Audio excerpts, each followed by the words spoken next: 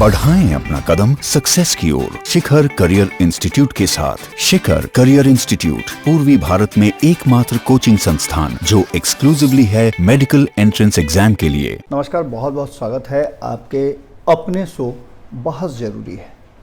बहस क्यों जरूरी है ये जानना आपके लिए अब शायद सामान्य सी बात हो गई है, क्योंकि लोकतंत्र में अगर जनता चुप हो जाएगी तो सत्ता बिल्कुल आवारा हो जाएगा। पहले कहा जाता था कि यदि विपक्ष चुप हो जाएगा तो सत्ता आवारा हो जाएगी, लेकिन अब विपक्ष की भूमिका जिस तरह से इस कोरोना महामारी के दौरान देखने को मिली, उसमें वो ऐसा लग रहा था कि विपक्ष ट्रायल कर रहा है सत्ता का, कि वो सत्ता पर जाएगा तो किस तरह से व्यवहार करेगा, या यूं कहा जाए कि सत्ता से सीख रहा था कि कैसे सत्ता चलाया जाता है। क्योंकि लगातार इस महामारी में लोग तड़पड़ा रहे थे, लोग छटपटा रहे थे, और विपक्ष अपनी भूमिका को छोड़ करके कहीं ना कहीं उस भूमिका में था जो सत्ता को होना चाहिए था। इसकी लगातार हम चर्चाएं कर रहे हैं और इस पर कई हमने सवाल भी खड़े किए हैं, लेकिन अब सीधे मीडिया पर सवाल खड़े होने लगे हैं, मीडिया के कई। और हम इस बात को बड़ी मजबूती के साथ रखना चाहते हैं कि ये ज़रूरी नहीं है कि किसी एक ने गलती कर दी तो उसकी सज़ा पूरे लोगों को दी जाए। मीडिया अभी भी अपने सफ़ेद पन्नों को लेकर के आपके सामने खड़ी है, जिस पर आप जो करते हैं वही अंकित होता है, चाहे वो सत्ता करे, विपक्ष करे या फिर आम जनता करे। हमने क्या गलती किया कि हमने दिखाया कि आपके क्वारंटाइन सेंटर में अव्यवस्था है, ये हमारा दोष था? हमने क्या गलती किया कि बिहार के बाहर फंसे लोग अगर सरकार को कटघरे में खड़ा कर रहे हैं, अव्यवस्था को लेकर के अपनी मजबूरियों को बता रहे हैं, ये कह रहे हैं कि सरकार के द्वारा जारी किए गए नंबर नहीं लगते हैं। हमने गलती किया। हमने गलती किया उन लोगों की आवाज बनने का जो लाखों लाख लोग बाहर फंसे हुए हैं। क्या हमने गलती किया ये कह के कि क्वारंटाइन सेंटर का एक बड़ा पोस्टर बनाइए, क्योंकि बाहर से आने वाले लोग और कोरोना संक्रमण बिहार में जब बढ़ने लगेगा तो आपके आउट ऑफ कंट्रोल होने लगेगा और आपके पास संसाधन कम है। हमने क्या गलती किया कि हमने ये कहा कि आप केंद्र सरकार से अपने हिस्से का मजबूती के साथ हक मांगिए, क्योंकि आपका अधिकार है। क्या ये हमारी गलती थी कि हम कहें कि अस्पतालों और कोरोना से लड़ने के लिए जो आवश्यक सामग्री है, किट्स हैं, जांच के जो जरूरी सामान हैं, वो मंगा लीजिए? क्या हमने ये गलत कहा कि अधिक से अधिक लोगों की जांच करवाइए? क्या हमने गलत कहा था कि लोगों को बिहार वापस बुला करके क्वारंटाइन सेंटर में डालिए और यहां उनको खाने पीने की व्यवस्था करवाइए? बहस इसलिए जरूरी है कि यदि हमने गलती किया तो हमें निश्चित रूप से आप कटघरे में खड़ा कीजिए, लेकिन यदि हमारे किसी भी बात से आपको यह समझ में आया हो कि नहीं ये जरूरी है, तो हमें इनाम भी चाहिए। हम ये नहीं कहते हैं कि हमारी पीठ थपथपाइए, लेकिन हमें कम से कम वंचित तो मत कीजिए हमारे काम से। हम आपके काम से वंचित नहीं कर रहे हैं, हम आपके काम में सहयोग कर रहे हैं, लेकिन आप हमारे कामों को रोकने का प्रयास कर रहे हैं। आप मीडिया पर प्रश्न खड़े कर रहे हैं कि मीडिया आपकी नाकामियों को न दिखाए, आपके कच्चे चीठे न खोले। हमने क्या गलत किया कि हमने कल दिखाया, इससे पहले भी हम लगातार दिखाते आ रहे हैं कि क्वारंटाइन सेंटर में आप लोगों को रख रहे हैं, भेड़ बकरियों से भी बुरी स्थिति में रह रहे हैं। वो न उनके शौचालय की व्यवस्था है, न उनके पानी की व्यवस्था है, न उनके खाने की व्यवस्था है। क्वारंटीन का मतलब क्या होता है ये तक उनको नहीं पता है, न उसके लिए आपने कोई मैनुअल जारी किया है, न उस पर आपने किसी अधिकारी को बैठाया है। हमने देखा कि क्वारंटीन सेंटर से बाहर निकल करके लोग सड़कों पे घूम रहे हैं, आम जीवन की तरह वो बाजार में जा रहे हैं, सामान खरीद रहे हैं, सैलून में जा रहे हैं, जबरदस्ती सैलून खुलवा करके अपने बाल बनवा रहे हैं। क्या हमने गलती किया ये बातें दिखा करके?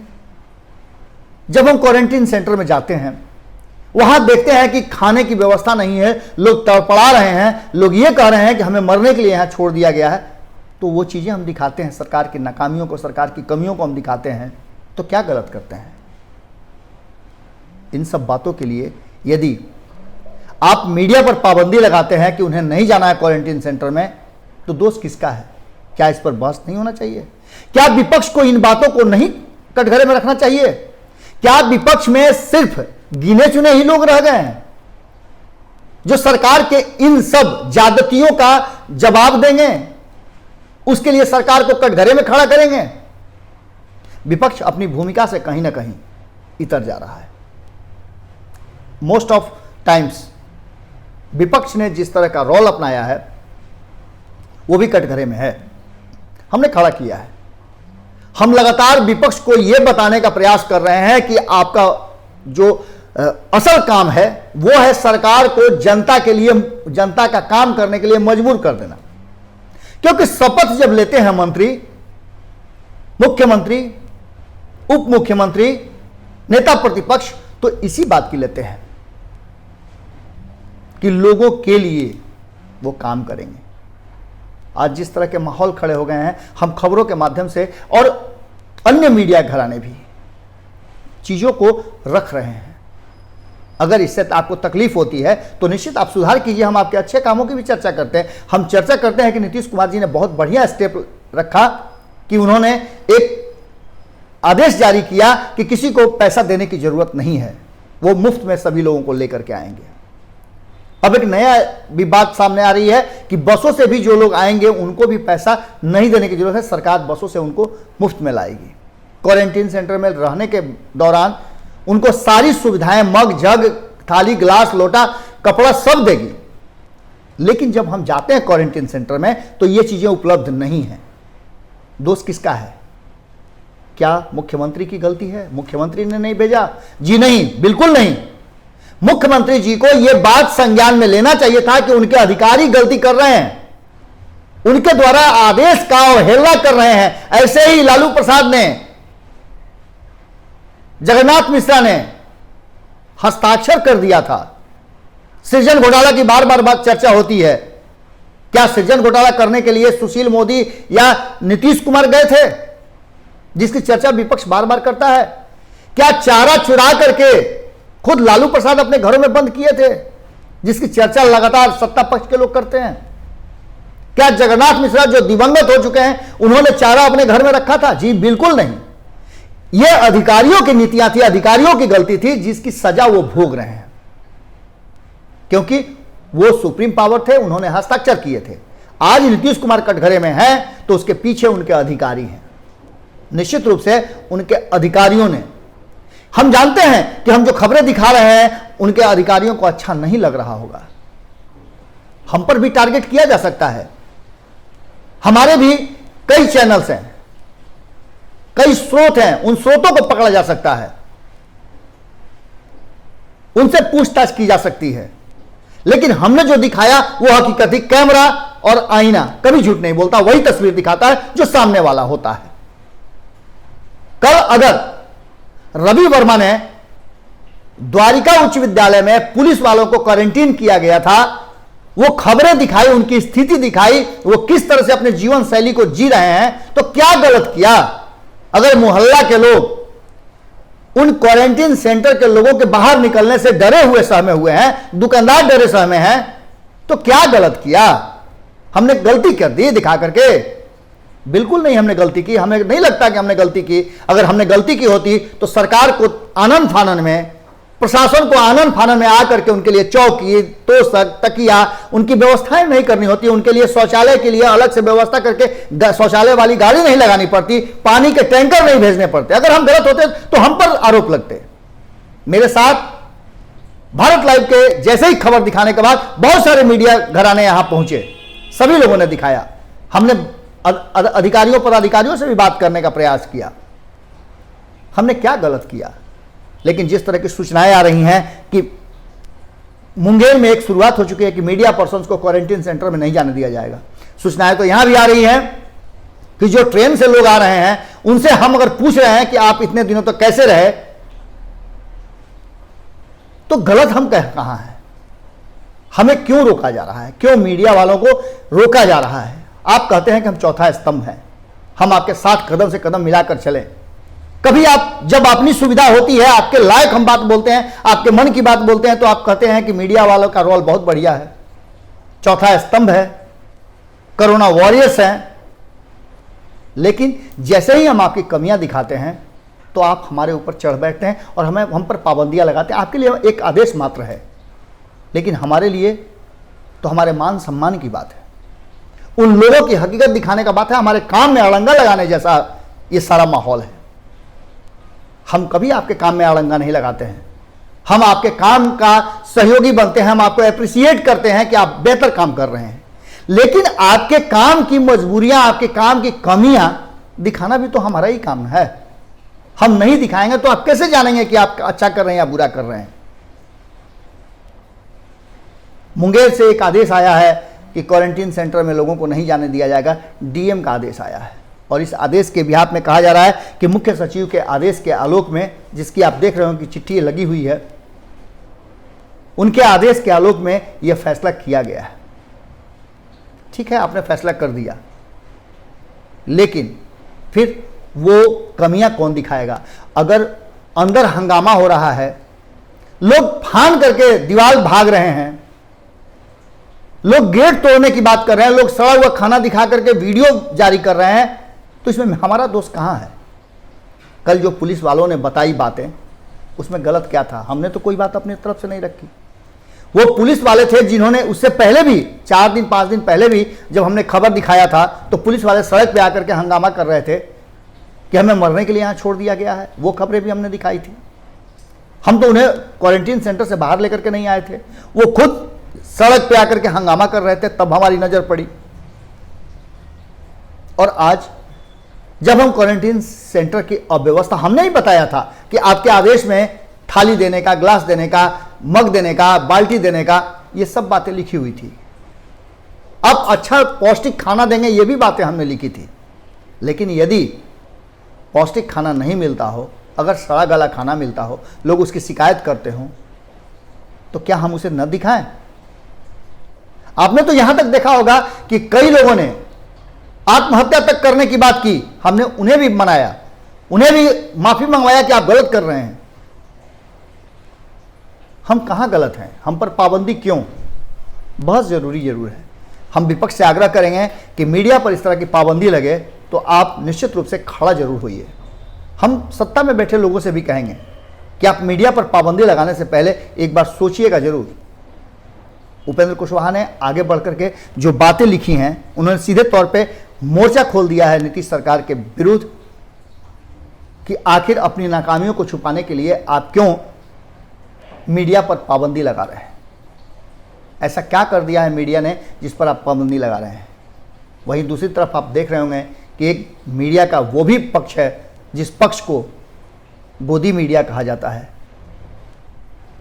हम उसमें शामिल नहीं होना चाहते हैं, न हो सकते हैं। हम, हमारे जमीर ही अलाउ नहीं करेंगे उसको, क्योंकि हम पत्रकारिता के उस सच्चे रास्ते को अपनाना चाहते हैं, उस साफ सुथरे रास्ता को अपनाना चाहते हैं, और अपना करके हम लगातार 8 सालों से चल रहे हैं। 8 सालों में हमने एक प्रयास किया है जो आज जनता हमें पसंद करती है या हमारी बातों को मानती भी है। बहुत सारे लोगों ने हमें बहुत तरह की बातें लिखी हैं। लोग यहाँ तक लिखते हैं कि आपके समझाने के बाद हमने धैर्य और हिम्मत, हौसला पाया है। आग्रह होगा कि मीडिया पर पाबंदी न लगाएं, मीडिया को अपना काम करने दें। चौथा स्तंभ अगर कमजोर हुआ तो आप इस बिल्डिंग को खड़ा नहीं रख सकते हैं, जिसे सत्ता की बिल्डिंग कहते हैं। हम अपने काम से अगर अलग होते हैं, हम गलतियां करते हैं, तो आप हमें छोड़ते कहां हैं? लगातार मीडिया वालों पे कई केस दर्ज होते हैं। हम लगातार सच के रास्ते पर चलना चाहते हैं और यही कारण है कि हम चाहते हैं कि हमारे रास्ते को आप अवरुद्ध न करें, हमें अपना काम करने दें, क्योंकि हम वो पक्ष दिखाना चाहते हैं जो सिक्के के दोनों पहलू हैं। हम किसी एक पहलू को नहीं दिखा रहे हैं। हमने अगर आपकी बड़ाई की है अच्छे कामों के लिए, तो निश्चित रूप से हम बुराई भी करेंगे आपके बुरे कामों के लिए।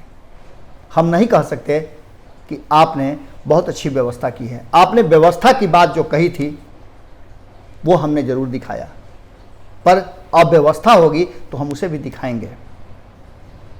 जिस तरह से कोरोना से डर लोगों में होना चाहिए, आपने दिखाया कि यदि आप घर से बाहर चौखट लांघेंगे तो कोरोना आपको चपेट में ले लेगा।